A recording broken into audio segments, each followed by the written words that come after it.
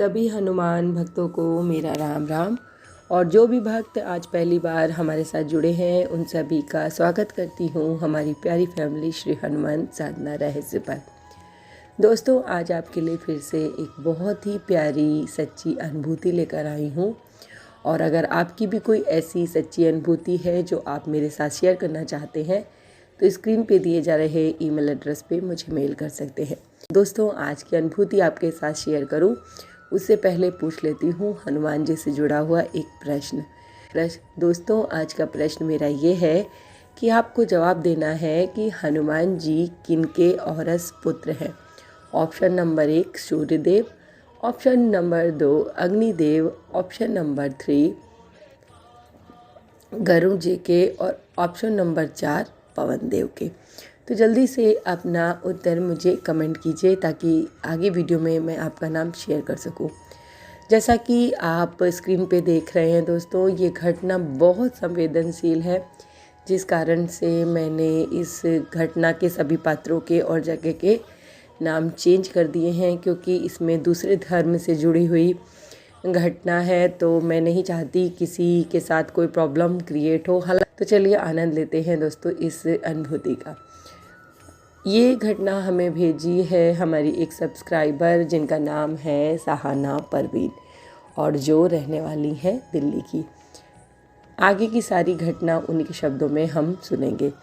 लिखती हैं, दीदी प्रणाम, मेरा नाम सहाना परवीन है और बिलोंग करते हैं और मेरा जो पारिवारिक बैकग्राउंड है वो ब्राह्मण परिवार से जुड़ा हुआ है।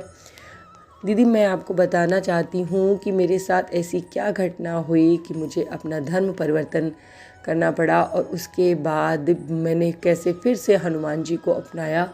ये सारी घटना आज आपके साथ शेयर कर रही हूँ।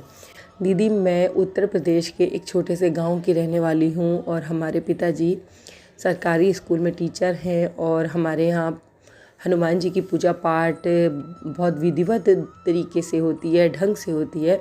हमारे घर में ही एक छोटा सा मंदिर बना रखा है हमारे पूर्वजों ने। तो जब मैं पैदा हुई उसके बाद मेरी बहन पैदा हुई तो हम बचपन में ही जब रक्षाबंधन आता था तो राखी बांधने के लिए बहुत रोते थे। तो हमारी मम्मी कहती थी कि घर के आंगन में जो हनुमान जी है ना वो ही तुम्हारे भाई हैं, उन्हीं के जाके राखी बांधो। तो मैंने बचपन से ही हनुमान जी को राखी बांधना शुरू कर दिया था और इसीलिए उन्हें मैं दादा कहती हूँ, यानी कि वो मेरे हनुमान दादा। लेकिन एक वक्त ऐसा आया कि मैंने 10 वर्षों तक अपने हनुमान जी को ना तो याद किया, याद तो मैं उन्हें मन में करती थी लेकिन हम परिवेश में पहुंच गए थे, वहाँ पर इस तरीके का हमें छूट नहीं थी कि हम हनुमान जी की पूजा कर सकें। और सही बताऊं तो मेरे मन में कभी ये ख्याल भी नहीं आया कि मैं हनुमान जी की पूजा करूं। मैं एकदम से हनुमान जी को भूल गई थी। लेकिन मेरे भाई, मेरे दादा मुझे नहीं भूले। ये मुझे उस समय पता चला जब मेरे ऊपर एक बहुत ही बड़ा संकट आया और जिसे कोई नहीं उबार पाया। दीदी, मेरे हस्बैंड दिल्ली में जॉब करते हैं और आज से 3-4 साल पहले उनका बहुत बड़ा एक्सीडेंट हो गया था और उन्हें हम लेकर गए एम्स में, वहाँ वो भर्ती रहे।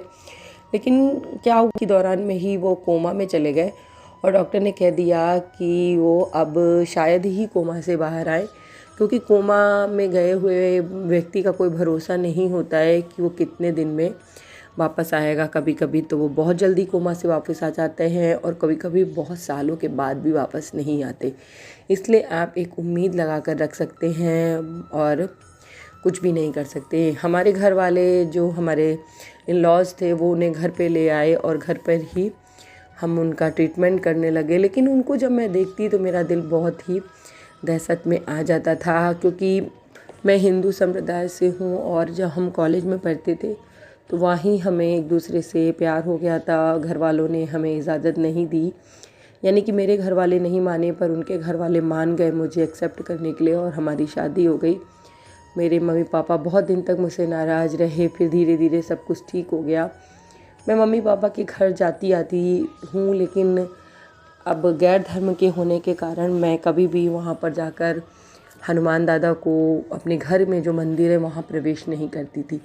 मुझे ऐसा करते करते मेरी शादी को 10 साल होने जा रहा है दीदी, और मैंने अपने बाबा को 10 साल से, आप मानिए कि 10 साल से मैंने अपने बाबा को कभी भी राखी नहीं बांधी और उस मंदिर में मैंने प्रवेश नहीं किया, क्योंकि मुझे डर लगता था कि मैं जिस परिवेश में रहती हूँ ऐसा ना हो कि मुझे कुछ दंड मिले या बाबा मुझसे नाराज़ हो, और मैं आँख छुपाकर वहाँ से वापस आ जाती थी। किसी बात पर रिएक्ट नहीं करते थे। एक तरीके से आप कह सकते थे कि वो जिंदा लाश बन गए थे। हमने हर डॉक्टर को दिखाया, ट्रीटमेंट कराई, लेकिन हमारे इन लॉज, ऐसी कौन सी दरगाह है, ऐसी कौन सी मज़ार है जहाँ नहीं गए हों चादर चढ़ाने। बहुत उन्होंने मिन्नतें की अल्लाह से, लेकिन कुछ भी नहीं हो रहा था अच्छा। मुझे अपने हस्बैंड की स्थिति देखकर बहुत ख़राब लगता था, लेकिन हम कुछ नहीं कर सकते थे। अच्छे से अच्छे डॉक्टर भी उनका इलाज कर रहे थे, लेकिन कुछ भी इम्प्रूवमेंट नज़र नहीं आ रहा था। दुआ दवा सब कुछ बेअसर नज़र आ रही थी।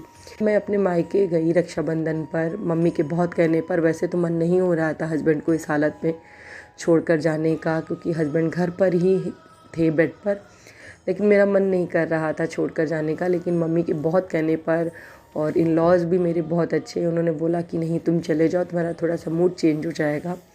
तो मैं अपने घर चली गई। तो मम्मी ने मुझे कहा कि तुमने इतने दिन से हनुमान जी को राखी नहीं बांधी, इतने दिन से तुम मंदिर नहीं गई, इतने दिन से तुमने उन्हें याद नहीं किया, एक बार उन्हें पुकारो, तो एक बार तो उन्हें राखी बांध कर अपने बाबा को, अपने दादा को बुलाओ, वो तुम्हारी मदद ज़रूर करेंगे। मैंने अपनी मम्मी से कहा कि मम्मी मुझे बहुत डर लगता है, मैंने दूसरे धर्म में शादी की है और मैंने हनुमान जी को इतने सालों से पूजा भी नहीं, इतने सालों से उन्हें राखी भी नहीं बांधी। जैसे बुरे भक्त का क्या वो कभी साथ देंगे? मैंने उन्हें छोड़ दिया, मैंने उन्हें 10 साल से याद नहीं किया, मैंने उनकी पूजा पाठ बंद कर दी। क्या आपको लगता है कि वो मेरी मदद करेंगे? पर मम्मी के कहने पर मैंने फिर से हनुमान जी की दीदी पूजा शुरू की, और उस दिन रक्षाबंधन के दिन मैंने जाकर हनुमान जी को राखी बांधी और उनसे माफ़ी मांगी और कहा कि बाबा मेरे हस्बैंड को ठीक कर दीजिए, मुझसे बहुत बड़ी गलती हुई कि मैंने आपको छोड़ दिया, आपकी पूजा पाठ छोड़ दिया। अब मैं जान गई हूँ कि आपसे बड़ा इस जगत में कोई नहीं है, और अगर आप सच में धरती पर हो तो मेरे हस्बैंड को सही कर दीजिए। आप विश्वास नहीं मानेंगी कि मैं वहाँ से लौट कर आई, और अभी मुझे 1 हफ्ता ही बीता था कि मेरे हस्बैंड के शरीर में थोड़ा थोड़ा सा इम्प्रूवमेंट नज़र आने लगा। 10 के महीने की बात बता रही हूँ कि थोड़ा थोड़ा सा उनके शरीर में इम्प्रूवमेंट आने लगा। तो मैंने क्या किया कि अपने परिवार वालों की इजाज़त लेकर घर पे ही सुंदरकांड का पाठ शुरू कर दिया अपने कमरे में, पूरी तरीके से स्वच्छ करके कमरे को, और हनुमान जी की प्रतिमा बिठाकर मैंने, और मेरे परिवार के लोग भी मान गए क्योंकि उन्हें भी विश्वास हो गया हनुमान जी पर। तो मैंने सुंदरकांड का दीदी पाठ शुरू कर दिया, और मैंने अनुष्ठान लिया कि जब तक मेरे हस्बैंड पूरी तरीके से बिस्तर से नहीं उठ जाएंगे मैं इस पाठ को करती रहूँगी, यानी कि डेली एक पाठ करती रहूँगी। और मैं उस पाठ को करती रही, और मात्र 1.5 महीने में मेरे हस्बैंड धीरे धीरे 50% ठीक हो गया है, 50% बचा है, लेकिन वो अपने आप उठ बैठ सकते हैं और खा पी सकते हैं।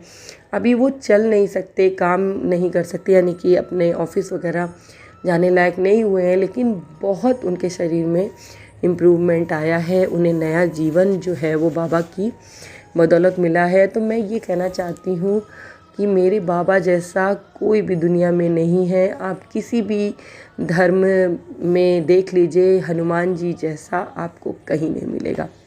तो सच कहा आपने, आपकी बात 16 आने सच है कि हनुमान जी जैसा आपको कहीं नहीं मिल सकता। और दोस्तों, आज की अनुभूति आपको कैसी लगी? अगर पसंद आई हो तो शेयर कर दीजिएगा, और ऐसी ही अनुभूतियों को सुनने के लिए हमारे साथ जुड़े रहिए।